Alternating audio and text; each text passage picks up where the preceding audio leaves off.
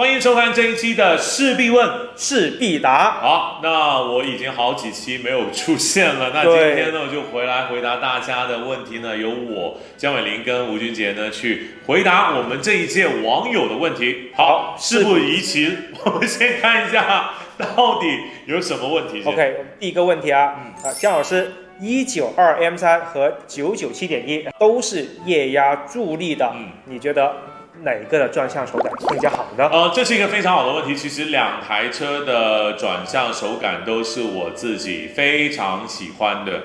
那如果你真的要让我挑一个高低的话呢，那我觉得保时捷的转向手感会相对特别一点点，是特别有趣一点点啊。这个不是说它这个192M3的转向手感不好。宝马的那个转向手感也是非常的妙的，但是如果你真要我挑，就是997的转向手感会更妙一点。为什么呢？这也是跟它的一个机械布局有关。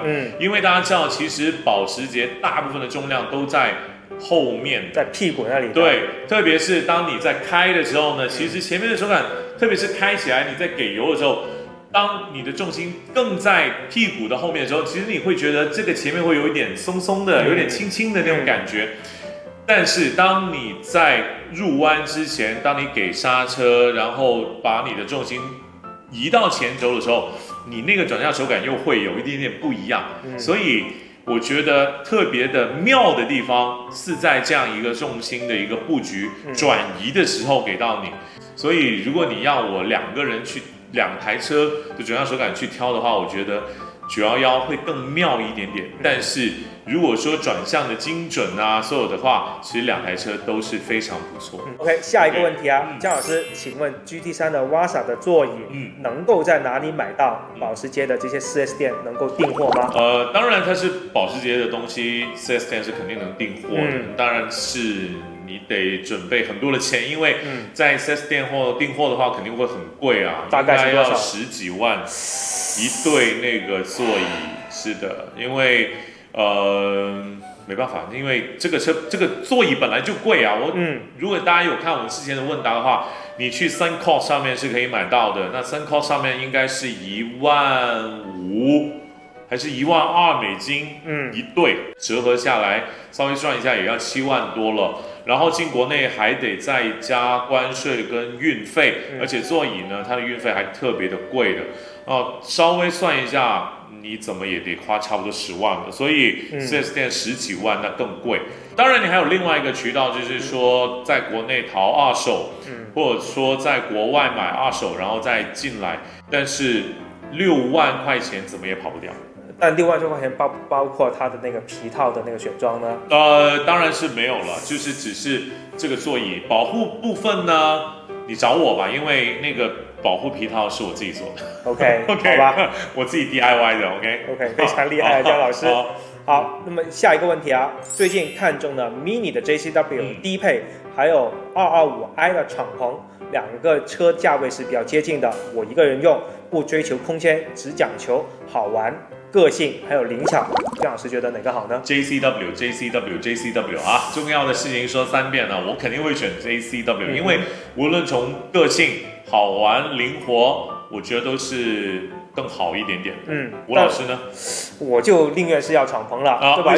又是京劇啦啊！你開 JCW 塞車就喺度嘥緊你條命，我揸敞篷車又嘥緊我條命。OK， 這是黃子華的金句。對啊。OK， 但這敞篷當然要敞篷的一個好玩的地方，但是我覺得要到 Spider 這樣子的車呢，江老師要求好高啊，才是在賽你的命。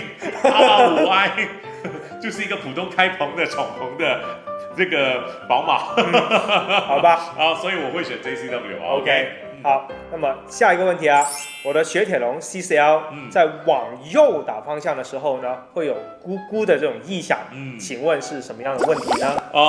一般這樣的話，你肯定要檢查你的轉向的系統啊，就你方向機啊，還有檢查你的懸掛，你看一下你右邊的那個球頭啊，還有那個擺臂是不是有一些什麼的問題了？那其實比較容易檢查出來的，還有包括你的半軸，也可以检查到是不是有问题。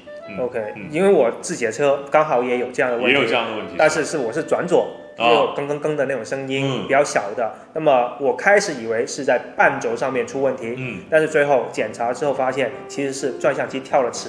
其实因为呢，大家文字描述的这种异响啊，这种东西呢，其实有点好难的。对，我很悬的，我不知道其实是从哪里出来的声音，所以呢，最好因为你是在转向的时候出来，你就有一个比较准确的一个工况了，所以呢，就建议从转向系统还有呢半轴这些地方去进行入手去检查。好，那么下一个问题，后轮鼓刹改成碟刹可以合法上路吗？当然是不行啊，因为如果警察叔叔一看的话啊，然后他又知道他去查数据的话呢，那肯定就是非法的，因为你改变了刹车系统。对，这是跟你的底档还有跟你的这个原车在工信部上登录的数据是不一样的。对，这就是非法改装了。所以是不能合法的。当然，其实我不知道你为什么要改啊。其实大部分的车鼓刹它能出来，能过到国标，也能够过到厂家的标定，其实是 OK 的。对，除非你现在在极端的工况，比如说你在下赛道，那可能就是鼓刹就肯定不够了。那只能就是碟刹会更好散热，鼓刹是不能够满足你这种赛道上面的使用。但是一般用的话，其实 OK 的。所以我觉得真的没有必要啊。再举个例子，我之前第一代的飞度，我当时就是鼓刹改碟刹。改完以后手刹变差，然后我也没有觉得日常开刹车有变多好，所以有时候乱改还真的会得不偿失。对，OK， 所以如果不是上赛道的话，就不用去改，真没必要，真没必要，没必要花这个冤枉钱了。对，好，那我们最后一个问题啊，我现在预算有限，想要一台20万以下的越野车，那现在是买一台全新的国产皮卡好，还是买二手的越野车好呢？这部分呢，那肯定交给越野大卡吴老师回答啊。我自己觉得买个全新皮卡也挺不错的。对，所以因为呢，越野车的话肯定是你的这种路况啊什么的话会比较差一点。如果买一台新车的话呢，反倒也会更加好用，而不是第一次越野你就出问题的话，真的很尴尬的，对吧？所以呢，而且还有一个问题啊，现在你20万以下能够买到的越野车其实很少的，而且年份又高，甚至呢，像是普拉多这些的话，它的二手价一直是往上冲的。哇，太夸张了！对，真的很疯，完全就超出了我的那个预知范围。因为其实坦白说，这种车不少的，对，很多的。我现在都后悔啊！我应该把所有买997的钱拿去买 Prado， 我觉得赚的还更多。真的。所以你买一台全新的皮卡的话，你要担心的问题其实是一个限行，对吧？部分城市是对货车有一些路段是限行的，另外一个就是在高速公路上面的一些行驶的规则跟乘用车是不一样的。限速嘛，对，限速还有限车道。就是一个玩具的话，你就买个皮卡。对。怎么造也不心疼，而且皮卡真的便宜啊。OK， 好，那这一期的问答就到这里了。如果大家还想问我问题的话，记得关注速度实验室的全民台，然后呢问我们的问题，我们也会呢每周精选出来我们的问题呢去进行解答。我们下期问答再见，拜拜。